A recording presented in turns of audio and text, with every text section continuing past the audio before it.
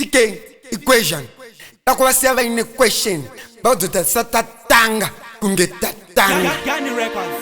Shake this. Zion. And the satin tatanga. In the toringa. And the satin tatanga.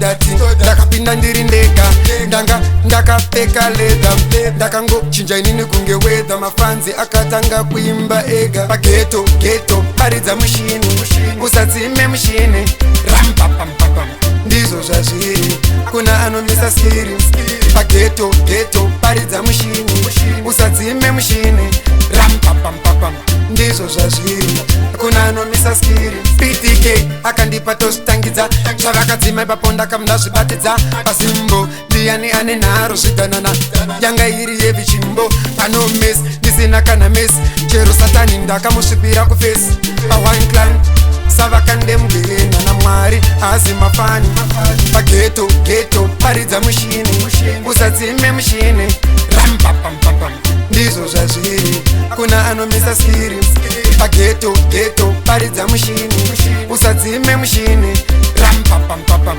ndizvo zvazviri kuna anomisa skiri ndinishekiti yamona ndiri mumaketi ndichitengesa timu chindidzi shekiti muchinditsika kunze nyenga dzenyu hanzvadzi hanzi siyana yeshekiti hanzi ndibharanzi iko zvinopinda munyaya sememhanzi makutanga kunchestira dzenyu hanzvadzi hanzi mude tijejusa panzi nemaranzi mada kundiona kunge ini ndiri bharanzi pageto paridza mushini usadzime mushini rampapampapam ndizvo zvazviri kuna anomisa skiri pageto paridza mushini usadzime mushini rampapampapam ndizvo zvazviri kuna anomisa skiri PTK akandipa tozvitangidza zvavakadzima ipapo ndakamunda zvibatidza pasimbo ndiani ane nharo zvidanana yanga iri yevichimbo pano mesi ndisina kana mesi chero satani ndakamusvipira kufesi pawine clan savakandemugena namwari asi mafani pageto paridza mushini